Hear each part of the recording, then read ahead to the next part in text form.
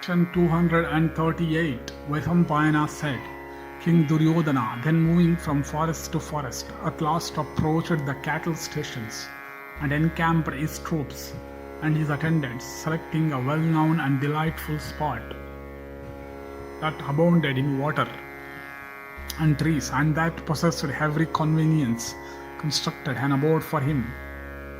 And near enough to the royal residence, they also erected separate abodes for Karna and Sakuni and the brothers of the king. And the king beheld his cattle by hundreds and thousands, and examining their limbs and marks, supervised their tail. And he caused the calves to be marked, and took note of those that required to be tamed. And he also counted those kine whose calves had not yet been weaned, and completing the task of tail by marking and counting every calf that was 3 years old, the Kuru prince, surrounded by the cowherds, began to sport and wander cheerfully.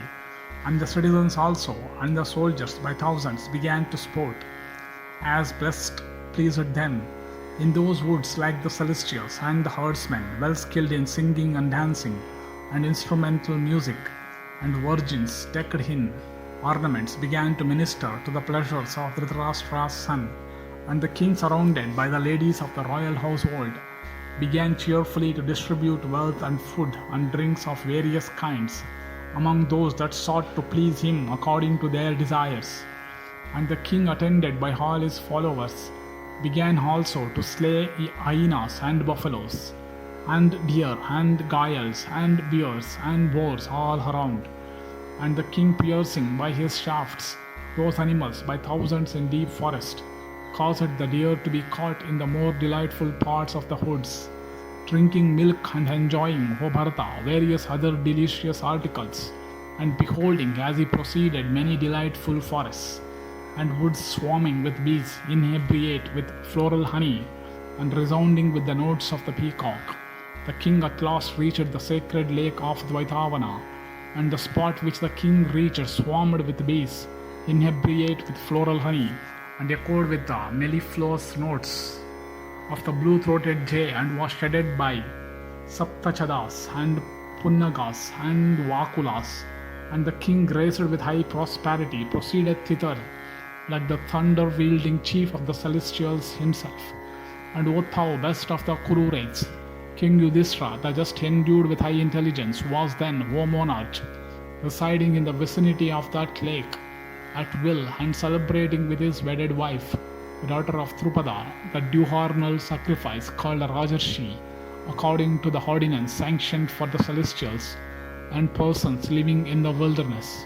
And O monarch, having reached that spot, Duryodhana commanded his men by thousands, saying, Let pleasure houses be constructed soon. Thus commanded those doers of the king's behest, replying to the Kuru chief with words, So be it, went towards the banks of the lake for constructing pleasure houses. And as the picked soldiers of Dhritarashtra's son, having reached the region of the lake, were about to enter the gates of the wood, a number of Gandharvas appeared and forbade them to enter. For, O monarch, the king of the Gandharvas, accompanied by his followers, had come thither beforehand from the abode of Kuvera, and the king of the Gandharvas had also accompanied by the several tribes of Apsaras, as also by the sons of the celestials, and intent upon sport he had come to that place for merriment, and occupying it had closed it against all comers. And the attendants of the Kuru king, finding the lake closed by the king of the Gandharvas, went back, O monarch, to where the royal Duryodhana was. And Duryodhana, having heard these words, dispatched a number of his warriors, difficult of being subjugated in battle, commanding them to drive away the Gandharvas. And those warriors who formed the vanguard of the Kuru army, hearing these words of the king, went back to the lake of Dvaitavana, and addressing the Gandharvas said, The mighty king Duryodhana, the son of Dhritarashtra, is coming hither for sport. Stand ye aside, therefore. Thus addressed by them, O king, the Gandharvas laughed and replied unto those men in these harsh words, Your wicked king Duryodhana must be destitute of sense. How else could he have thus commanded us, that are dwellers of heaven, as if indeed we were his servants? without forethought, ye also are doubtless on the point of death. For senseless idiots as ye are, ye have dared to bring us his message.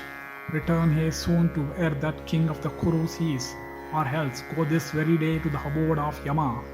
Thus addressed by the Gandharvas, the advanced god of the king's army ran back to the place where the royal son of Dhritarashtra was. Thus ended section 238 in the Ghosha-yatra Parva of the Vana Parva.